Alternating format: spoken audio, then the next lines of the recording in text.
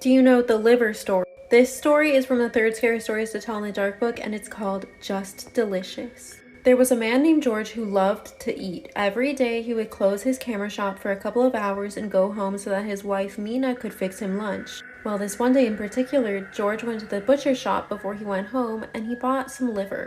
When he got home for lunch, he slammed it down on the table and told Mina to cook it for dinner that night. He was never really nice to Mina. Mina told George while he ate his lunch that an old woman from the town had passed away and that she was at the church next door in an open casket if George wanted to go see her. George just said, "Whatever, I have to go back to work," and he left to go back to work for the day. Mina spent the rest of the daylight hours cooking the liver. When it was done, she took a small piece and tasted it to make sure it tasted alright. The liver was just delicious.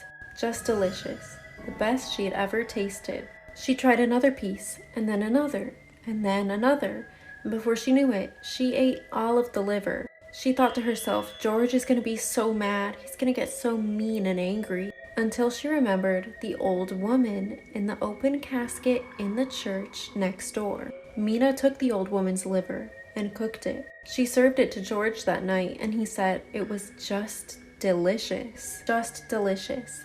The best liver he had ever had. That night, the couple got into bed and George fell asleep, while Mina stayed up for a while, sitting in the bed, when all of a sudden she heard a voice. It was coming from the distance, and it said, "Who has my liver?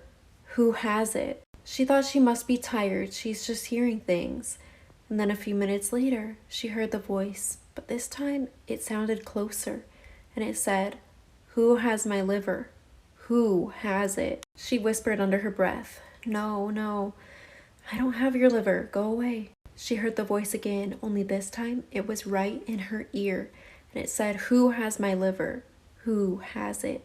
Mina pointed at George and said, "He does. He has your liver. He has it."